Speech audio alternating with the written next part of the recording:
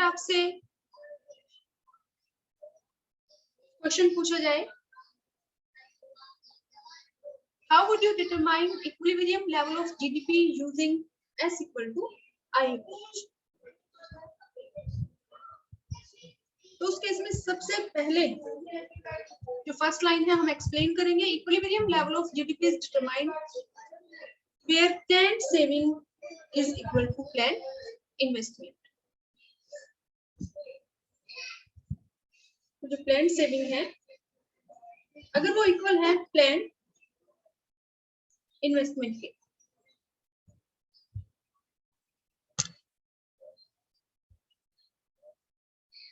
Next हम define करेंगे कि प्लान्ड सेविंग क्या है, सेविंग को डिफाइन करेंगे, फिर इन्वेस्टमेंट को डिफाइन करेंगे,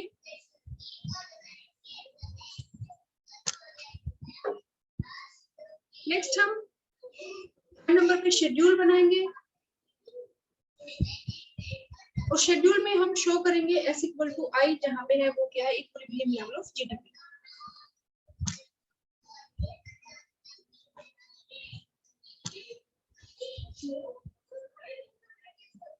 फिर शेड्यूल के बाद हम डायग्राम बनाएंगे।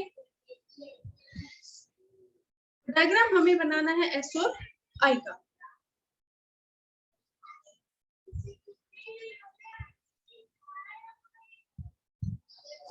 यहाँ एक्स एक्सिस पे हम इनकम को शो करते हैं, ये वाई एक्सिस है, वाई एक्सिस पे हम शो करेंगे सेविंग्स और इन्वेस्टमेंट को। ये हमारी यहाँ जो वाई एक्सिस है ये ओरिजिन से अबव जो है यहाँ पे हम पॉजिटिव वैल्यू शो करेंगे और ये यहाँ इस ओरिजिन पॉइंट के यहाँ बिलो जो भी है एक्सिस यहाँ पे हम शो करेंगे नेगेटिव वैल्यू। तो हमारा जो इन्वेस्टमेंट जो कर्व है वो हमारा कांस्टेंट है और जो सेविंग कर्व है हमारा वो हमारा यहाँ, क्योंकि जो सेविंग्स है वो हमारी शुरू में नेगेटिव है तो सेविंग कर्व हमारा यहाँ नेगेटिव से शुरू होगा। उसके बाद ये एक्स एक्सिस को कट करेगा और एक्स एक्सिस को कट करने के बाद फिर ये इन्वेस्टमेंट कर्व को जहां पे भी कट करेगा, ये जो पॉइंट है ये हमारा क्या है इक्विलिब्रियम लेवल ऑफ जीडीपी। इसमें आपको ध्यान रखना है कि जो भी ये एस कर्व है ये एक बार यहाँ एक्स एक्सिस को कट कर रहा है, लेकिन जब सेविंग कर्व एक्स एक्सिस को कट करता है तो इस पॉइंट को हम बोलते हैं ब्रेक इवन पॉइंट। लेकिन हमारा जो क्वेश्चन है वो है determination of equilibrium level of income using S equal to I approach. तो इस सिचुएशन में हमारा जो सेविंग कर्व है वो जब इन्वेस्टमेंट कर्व को कट करेगा जिस पॉइंट पे यहाँ जहां पे सेविंग्स प्लान्ड सेविंग और प्लान्ड इन्वेस्टमेंट इक्वल है, इस पॉइंट को हम कहेंगे इक्विलिब्रियम लेवल ऑफ जीडीपी। जब भी आप कोई शेड्यूल या डायग्राम बनाते हैं तो उनको हमें एक्सप्लेन करना है कि फॉर एग्जांपल जैसे डायग्राम है equilibrium level of GDP using S equal to I approach, तो इसको हम एक्सप्लेन करेंगे कि एक्स एक्सिस पे हमने शो किया है इनकम, वाई एक्सिस पे सेविंग्स एंड इन्वेस्टमेंट। जो हमारा आई कर्व है ये हमारा कांस्टेंट है पैरेलल टू एक्स एक्सिस है, क्योंकि जो इन्वेस्टमेंट है वो ऑटोनोमस इन्वेस्टमेंट एक्सपेंडिचर है and it remains constant at all level of income. जो सेविंग कर्व है वो हमारा शुरू हो रहा है यहाँ नेगेटिव से, तो जो सेविंग कर्व इसका हमारा पॉजिटिव स्लोप है, इनकम और सेविंग में पॉजिटिव रिलेशनशिप है। और उसके बाद जो हमारे क्वेश्चन में पूछा गया है कि ये जो पॉइंट है at the point T equilibrium level of GDP is determined because here planned savings are equal to planned investment.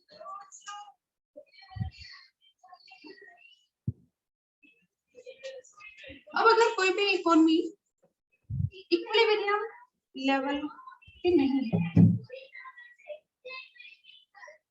Situation arise हो सकती है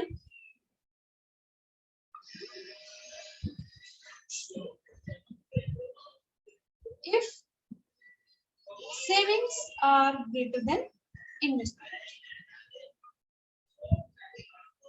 और अगर इकोनॉमी इक्विलिब्रियम में नहीं है तो एक तो हमारी ये सिचुएशन हो सकती है, या फिर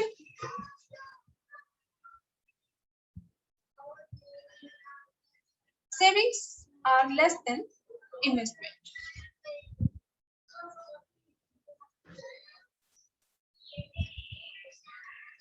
तो पहली हमारी जो सिचुएशन है कि economy is not in equilibrium, तो कैसे इक्विलिब्रियम रिस्टोर करें? तो इसमें हम ध्यान से देखें तो जो हमारी सेविंग्स है ये हमारा कंपोनेंट है वाई का, यानी कि एग्रीगेट सप्लाई का, और जो इन्वेस्टमेंट है ये हमारा कंपोनेंट है एग्रीगेट डिमांड का। तो हम कह सकते हैं कि ये जो सिचुएशन है ये हमारी सिचुएशन है AS is greater then AD। Planned flow of goods and services is greater than planned expenditure.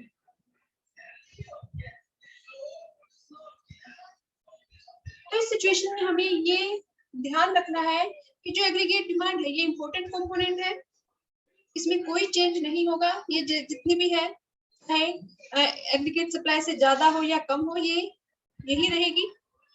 जो भी एडजस्टमेंट होगी वो किसमें होगी? एग्रीगेट सप्लाई में। और इस सिचुएशन के अकॉर्डिंग हम करेंगे सेविंग्स में, क्योंकि एग्रीगेट सप्लाई परफेक्टली इलास्टिक है।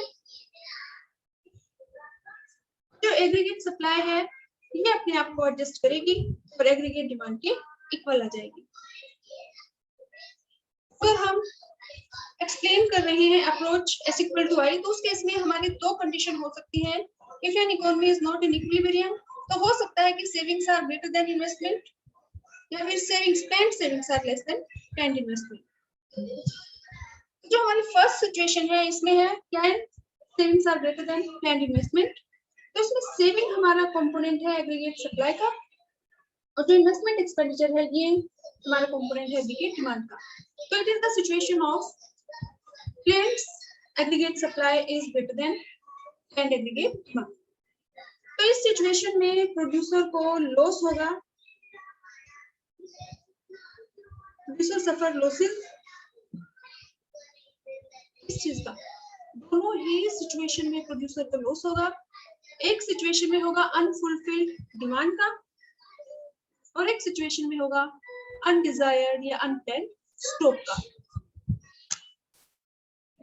तो इस सिचुएशन में क्योंकि सप्लाई ज्यादा है और एग्रीगेट डिमांड कम है, सप्लाई ज्यादा होने की वजह से इस सिचुएशन में प्रोड्यूसर को लॉस होगा अनडिजायर्ड स्टॉक का या अनप्लान्ड स्टॉक का। क्योंकि प्रोड्यूसर के पास डिमांड कम है, सप्लाई ज्यादा है, इसलिए प्रोड्यूसर के पास स्टॉक बच जाएगा। और इस अनडिजायर्ड अनप्लान्ड स्टॉक को क्लियर करने के लिए जो प्रोड्यूसर है वो अपने प्रोडक्शन में कटौती कर देगा, कम कर देगा production. As a result production कम होगा, इनकम कम होगी, और इनकम कम होगी तो सेविंग्स कम होगी।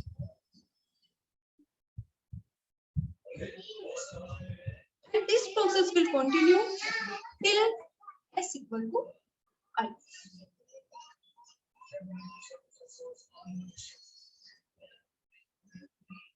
अगर हमसे ये पूछा जाए कि what happens if planned savings are greater than planned investment, तो इसको हम एक्सप्लेन करेंगे कि it is the situation of planned aggregate supply is greater than planned aggregate demand, and in this situation producer will suffer the loss of undesired stock. उसके पास stock इकट्ठा हो जाएगा जिसको वो सेल नहीं कर पाएगा।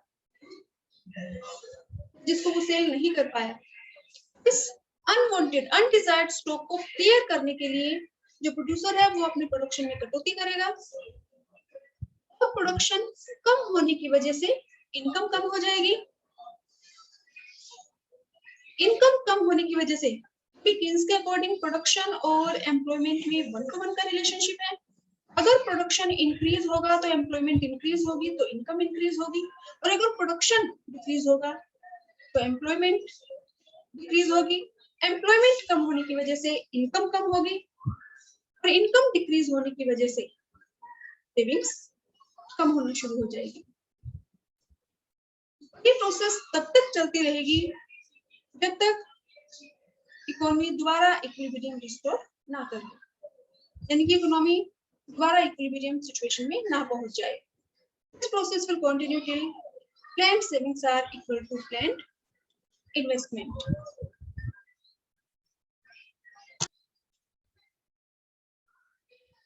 जब भी ऐसी सिचुएशन, ऐसा अगर क्वेश्चन आपसे पूछा जाए कि what happens if S is greater than I, या फिर what happens if planned savings are less than planned investment, तो इसमें आप सबसे पहले तो आप ये देखेंगे कि जो सेविंग्स है और जो इन्वेस्टमेंट है ये किसके कंपोनेंट है। जो सेविंग्स है क्या ये एग्रीगेट डिमांड का कंपोनेंट है? नहीं है। जो सेविंग्स है वो हमारा कंपोनेंट है एग्रीगेट सप्लाई का, इनकम का। और जो हमारा इन्वेस्टमेंट एक्सपेंडिचर जो हमारा कंपोनेंट है ये हमारा है एग्रीगेट डिमांड का। यानी कि सिचुएशन अराइज हो गई AS is greater than AD. तो इसमें हमें सेम एक्सप्लेन करना है जैसे हमने पहले किया था कि सिचुएशन में when AS is greater than AD. ये सिचुएशन है जिसमें plan aggregate supply is greater than plan aggregate demand. इस सिचुएशन में प्रोड्यूसर को लॉस होगा अनडिजायर्ड स्टॉक का।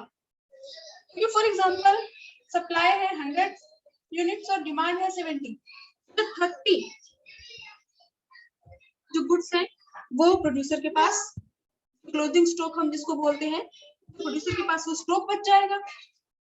तो इस सिचुएशन में प्रोड्यूसर को लॉस होगा अनडिजायर्ड स्टॉक का।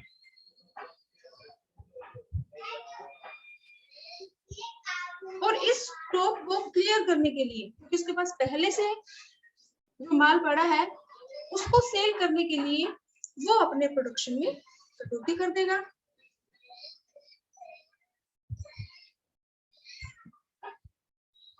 और अपने प्रोडक्शन में उसके प्रोडक्शन में कटौती करने की वजह से जो इनकम है वो कम हो जाएगी। क्योंकि प्रोडक्शन और एम्प्लॉयमेंट में 1 to 1 का रिलेशनशिप है। जब प्रोड्यूसर्स अपने प्रोडक्शन में कट करते हैं, प्रोडक्शन करना कम कर देते हैं, उस सिचुएशन में इकोनॉमी में अनएम्प्लॉयमेंट इंक्रीज हो जाएगी, यानी कि एम्प्लॉयमेंट डिक्रीज हो जाएगी। एम्प्लॉयमेंट अगर कम होगी तो लोगों की इनकम कम हो जाएगी। तो जब इनकम कम होगी तो हमें पता है कि इनकम और सेविंग में पॉजिटिव रिलेशनशिप है। अगर इनकम इंक्रीज होगी तो सेविंग्स इंक्रीज होगी, और अगर इनकम डिक्रीज होगी तो सेविंग्स भी डिक्रीज होगी। प्रोडक्शन कम होने की वजह से जब इनकम कम होगी सेविंग्स भी कम होगी, और ये प्रोसेस कब तक चलती रहेगी? This process will continue till S equal to I। यानी कि इस सिचुएशन में जो इकोनॉमी है वो डिसइक्विलिब्रियम में है, इक्विलिब्रियम में नहीं है। इक्विलिब्रियम अटेन करने के लिए प्रोड्यूसर है वो अपने प्रोडक्शन में कटौती करेगा ताकि उसका जो अनडिजायर्ड जो स्टॉक है वो उसका निकल जाए, जो क्लोजिंग स्टॉक जो पिछला उसके पास माल है वो बेच पाए। प्रोडक्शन में जब कटौती करेगा तो इनकम कम होगी, इनकम कम होगी तो सेविंग्स कम हो जाएंगी, और ये प्रोसेस चलती रहेगी जब तक कि दोनों इक्वल ना हो जाए। या फिर हम कह सकते हैं कि जब तक जो इकोनॉमी है वो दोबारा इक्विलिब्रियम कंडीशन में ना आ जाए। ऐसे आपकी नेक्स्ट सिचुएशन है वो हमारी है what happens if savings are less than investment. इसमें जो सेविंग्स है वो हमारे कंपोनेंट है एग्रीगेट सप्लाई का, और जो इन्वेस्टमेंट एक्सपेंडिचर है ये हमारा कंपोनेंट है एग्रीगेट डिमांड का, यानी कि ये सिचुएशन हमारी अराइज हो जाएगी कि plant aggregate supply is less then plant aggregate demand.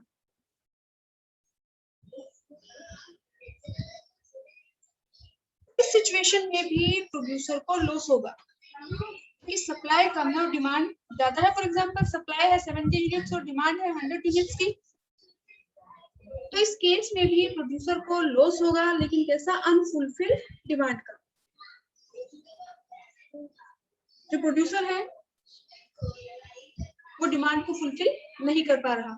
अगर उसके पास गुड्स होती तो सेल कर देता और उसको प्रॉफिट हो जाता, लेकिन सप्लाई कम है, प्लांट जो सप्लाई है ऑफ गुड्स एंड सर्विसेज वो कम है और डिमांड ज्यादा है, तो producer will suffer the loss of unfulfilled demand।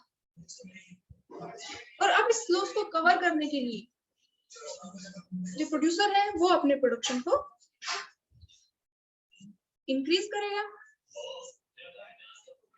और प्रोडक्शन इंक्रीज होने की वजह से इनकम इंक्रीज हो जाएगी, क्योंकि प्रोडक्शन और इनकम में, प्रोडक्शन और एम्प्लॉयमेंट में 1 to 1 का रिलेशनशिप है। जितनी एम्प्लॉयमेंट इंक्रीज होगी उतना ही प्रोडक्शन इंक्रीज होगा, प्रोडक्शन डिक्रीज होगा तो एम्प्लॉयमेंट डिक्रीज होगी। प्रोडक्शन इंक्रीज होने की वजह से एम्प्लॉयमेंट भी इंक्रीज हो जाएगी, क्योंकि प्रोडक्शन भी इंक्रीज होगा जब लोगों को रोजगार मिलेगा। किन्स के according income and employment theory है, इसमें उसने अज्यूम किया है शॉर्ट रन कि प्रोडक्शन को इंक्रीज किया जा सकता है सिर्फ लेबर को इंक्रीज करके, टेक्निक रिमेन्स कांस्टेंट। प्रोडक्शन और एम्प्लॉयमेंट में 1 to 1 का रिलेशनशिप है, प्रोडक्शन इंक्रीज होगा इट मींस एम्प्लॉयमेंट इंक्रीज हुई है, इससे इनकम इंक्रीज होगी, और इनकम इंक्रीज होगी तो सेविंग्स इंक्रीज होगी। This process will continue till s equal to I। और जब भी आपसे ये सिचुएशन पूछी जाए तो ध्यान रखना है कि एग्रीगेट सप्लाई अपने आप को एडजस्ट करेगी, क्योंकि according to Keynes S is perfectly elastic. ऐसे ही अगर हमसे ये सिचुएशन पूछी जाए कि S is greater than I या फिर S is less than I, तो उस केस में भी हमें ध्यान रखना है कि एग्रीगेट सप्लाई का कंपोनेंट कौन सा है। एग्रीगेट सप्लाई का जो कंपोनेंट है वो है सेविंग्स, तो जो भी चेंज होगा वो सेविंग्स में होगा। तो ये चारों जो सिचुएशन है ये आपसे 3 मार्क्स में कि कोई भी एक सिचुएशन आपको दे दी जाएगी, S is less than I या S is greater than I, या फिर S is less than AD या S is greater than AD, और 3 मार्क्स में आपसे ये क्वेश्चन पूछा जाता है mostly.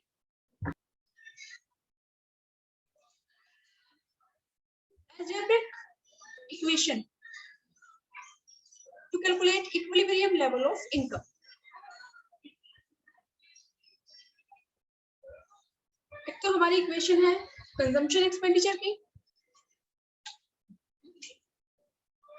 C equal to C bar plus में B बाय। अगर हमें कंजम्पशन एक्सपेंडिचर कैलकुलेट करना है तो उस केस में हम यूज करेंगे इस इक्वेशन का। अगर हमें सेविंग्स कैलकुलेट करनी है तो हम जो इक्वेशन यूज करेंगे वो है हमारी माइनस का C bar plus 1 minus B bye. ऐसे अगर हमें अलजेब्रिकली एग्रीगेट डिमांड अगर हमें कैलकुलेट करनी है तो एग्रीगेट डिमांड की हमारी इक्वेशन है C, क्योंकि एग्रीगेट डिमांड इक्वल है C plus I consumption expenditure plus investment expenditure. Investment expenditure है वो हमारा ऑटोनोमस इन्वेस्टमेंट एक्सपेंडिचर है, उसकी वैल्यू हमेशा कांस्टेंट रहती है। तो जो C है इसको हम कैलकुलेट करते हैं इस इक्वेशन का यूज करके, तो यहाँ पे हम लिख सकते हैं कि aggregate demand equal to C bar plus में B बाय प्लस में I। तो अगर हमें एग्रीगेट डिमांड कैलकुलेट करनी है तो हम यूज करेंगे इस इक्वेशन का। अब जो हमारी नेक्स्ट जो इक्वेशन है वो हमारी है इक्विलिब्रियम लेवल ऑफ इनकम। तो equilibrium level of GDP income output ये हमारा किस सिचुएशन में होता है? Aggregate supply equal to aggregate demand, ये हमारा क्या है? Equilibrium level of income. जो हमारा एएस है ये हमारा आइडेंटिकल है वाई के इक्वल टू जो एग्रीगेट डिमांड है ये हम कैलकुलेट कर सकते हैं बाय यूजिंग इक्वेशन। तो यहाँ पे एग्रीगेट डिमांड की जगह पे हम लिख सकते हैं सी बार प्लस में बी वाई प्लस में आई। ये हमारी एल्जेब्रिक एक्सप्रेशन है हमारा to estimate equilibrium level of income.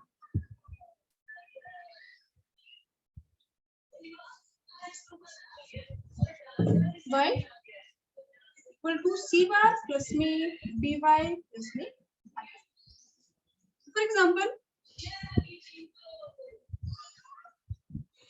अगर आपको वैल्यूज गिवन है सी बार 100, बी एमपीसी हमारा है, बी की वैल्यू हमें गिवन है 0.5 और आई की वैल्यू इन्वेस्टमेंट एक्सपेंडिचर की वैल्यू अगर हमारे पास है फॉर एग्जांपल 200 और हमें कैलकुलेट करनी है इनकम।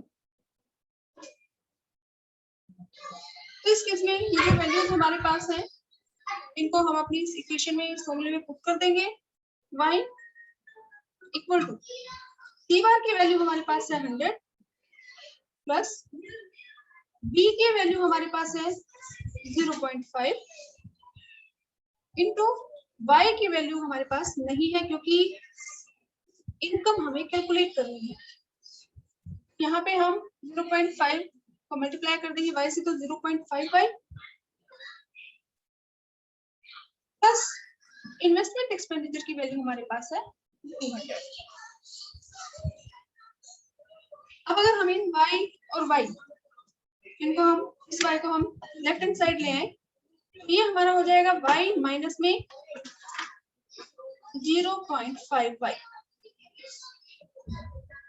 इक्वल टू ये हमारा है 100 और प्लस में ये है 200। y माइनस 0.5 फॉर एग्जाम्पल कि हम इसको जूम कर लें कि 1 है, 1 में से अगर हम 0.5 लेस कर दे तो ये हमारा इसको कैलकुलेट करेंगे तो हमारी वैल्यू क्या आ जाएगी 0.5y इक्वल टू 300। तो y की वैल्यू हमारे पास आ जाएगी 300 अपॉन में 0.5,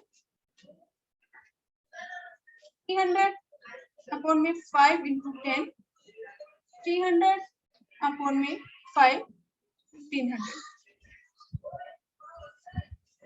तो ये हमारे है equilibrium level of income using algebraic equation 1500।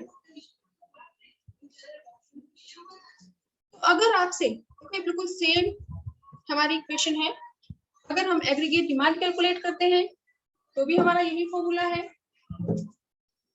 Aggregate demand equal to C bar plus में बी वाई प्लस में आई। लेकिन अगर एग्रीगेट डिमांड हमसे कैलकुलेट करने को कहा जाएगा तो हमें इनकम की वैल्यू गिवन होगी और अगर हमें कैलकुलेट करना है इक्विलिब्रियम लेवल ऑफ इनकम तो उस केस में हमारे पास y की वैल्यू नहीं होगी क्योंकि ये वैल्यू हमें कैलकुलेट करनी है। उस सिचुएशन में हम ये जो y है इसको यहाँ लेफ्ट हैंड साइड ले आएंगे फिर हम अपनी इक्वेशन को सोल्व करेंगे। इंटर रिलेटेड है। तो नेक्स्ट हमारा जो क्वेश्चन है वो हमारा है given that s equal two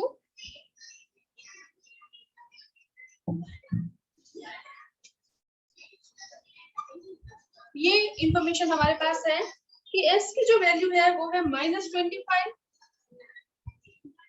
plus 0.5y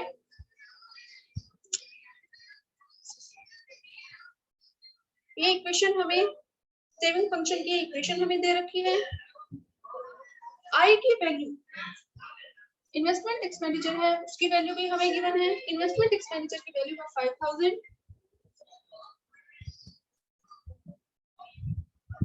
और हमें कैलकुलेट करना है y और सी।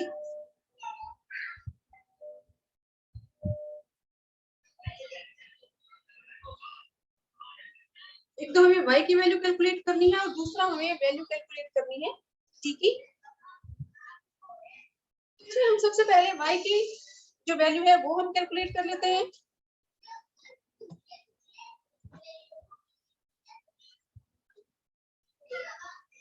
तो इसमें हमारा जो फॉर्मूला है वो हमारा है y equal to C bar plus में बी वाई प्लस में आई। तो y की वैल्यू हमें कैलकुलेट करनी है सी बार, ये हमें s फंक्शन गिवन है और हमें पता है कि s फंक्शन में जो ये पहली जो वैल्यू है जो नेगेटिव है ये हमारे c फंक्शन में पॉजिटिव होगी 25 प्लस सेविंग फंक्शन में ये हमें वैल्यू गिवन है एमपीएस की और c फंक्शन में हमें वैल्यू यूज करनी है एमपीसी की। और हमें पता है कि जो एमपीसी है एमपीसी प्लस में एमपीएस ये इक्वल है 1 के।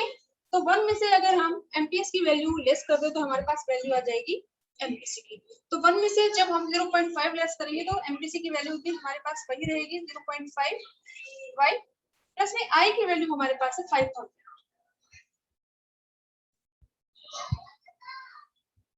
अब ये y जो है इसको हम यहाँ लेंगे left hand side, y minus में 0.5y इक्वल टू 25 प्लस में 5000। y माइनस 0.5y तो ये हमारा आ जाएगा 0.5y इक्वल टू 5000 प्लस में 25। अब y की वैल्यू हमारी आ जाएगी 5025 अपॉन में 5 इंटू 10।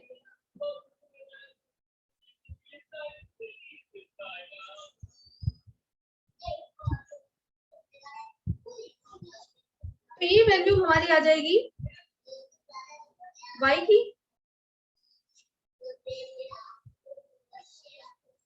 तो y की वैल्यू हमारे पास जो हमें कैलकुलेट करनी थी वो आ गई, ये वैल्यू हमारे पास है। अब हमें कैलकुलेट करना है consumption expenditure at equilibrium level, equilibrium level of income पे जो कंजम्पशन एक्सपेंडिचर है, यानी कि अब हम c की वैल्यू कैलकुलेट कर सकते हैं। और c की वैल्यू हम कैलकुलेट करने के लिए हमारे पास जो इक्वेशन है वो है c equal to C bar plus में बी बाई। सी बार की वैल्यू हमारी यही है 25, बी हमारे पास 0.5 और y की वैल्यू ये हमने फाइंड आउट कर ली है। यहाँ 0.5 को हम मल्टीप्लाई कर देंगे 10050 से, ये हमारा है 25 प्लस 10050 को अगर हम 0.5 से मल्टीप्लाई करें,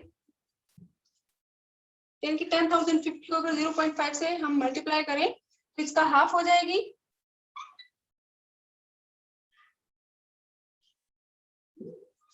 5025। ये हम ऐड करेंगे तो ये c की वैल्यू हमारी आ गई